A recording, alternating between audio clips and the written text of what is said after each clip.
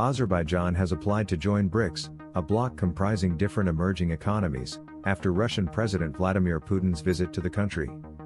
The original members of the bloc were Brazil, Russia, India, China, and South Africa, but BRICS is now expanding its membership. Iran, Egypt, Ethiopia, and the United Arab Emirates joined the bloc in January 2024. And Saudi Arabia is also considering joining soon. In 2001, after Goldman Sachs economist Jim O'Neill coined the term, the original BRICS members decided to form the partnership. South Africa joined much later, in 2010. In the meeting on Monday, Putin and Azerbaijan's president, Ilham Aliyev, discussed economic cooperation, setting aside $120 million to enhance cargo transport between the two countries. Brazil, Russia, India, China, and South Africa are the countries with the fastest growing economies. The group has identified shared priorities, including resolving the Iranian nuclear program and clashes in Libya, Syria, and Afghanistan. It also collaborates to deal with financial and economic issues related to the World Bank and the International Monetary Fund, IMF. According to O'Neill, there is no chance of a European Union-like political alliance between these countries, but they do have the potential to grow economically by building a powerful economic partnership. BRICS members meet every year, appointing a new leader from a different country each time. In a recent statement, BRICS claimed that more than 40 countries are willing to be part of the bloc, since it offers an alternative to working with Western countries. Russia relies on such partnerships due to trade sanctions over its actions in Ukraine. Russia and Armenia were previously on good terms, but tensions grew between the countries after Azerbaijan took control of the Nagorno-Karabakh area since September 2023. Tens of thousands ethnic Armenians left the area after September 20 last year. This area is globally recognized as the territory of Azerbaijan, but ethnic Armenians had control in Nagorno-Karabakh for last 3 decades. However, after being defeated by Azerbaijani military last year, Armenia accused Russia of not intervening or supporting it to resolve the Nagorno-Karabakh conflict.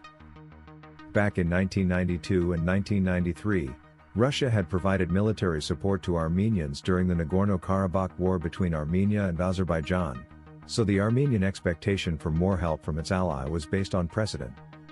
However, in the recent war in 2020, Russia did not provide military support to Armenia even after the Armenian Prime Minister specifically requested it. Vladimir Putin responded to Armenian Prime Minister Nikol Pashinyan's request for military support against Azerbaijan, by stating that Russia would involve itself in the fight between Azerbaijan and Armenia only if Armenian territory was attacked. At the time, some journalists reported that this may have been because Putin simply did not like Pashinyan.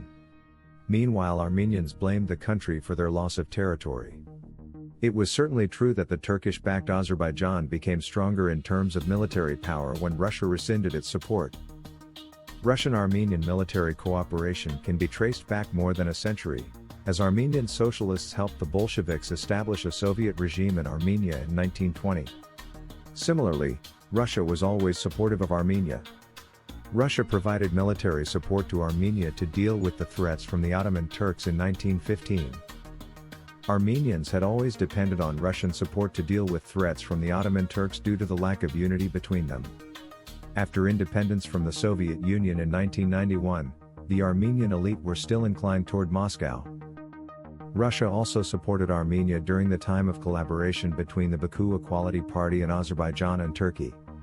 The Baku Equality Party, Musavat, is one of the oldest parties in Azerbaijan, founded in 1911. This party was wiped out after the Russian Bolshevik invasion of Azerbaijan in 1920. The alliance with Turkey increased Armenians' fear of losing their culture and land.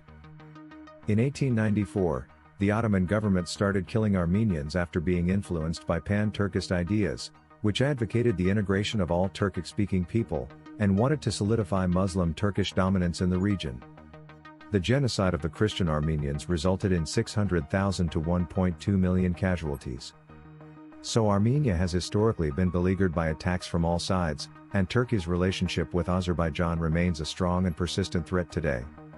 Despite Armenia's strong economic reliance on Russia, and the recent improvement in relations with Putin's visit, Armenia's leaders are no longer putting all their eggs in one basket.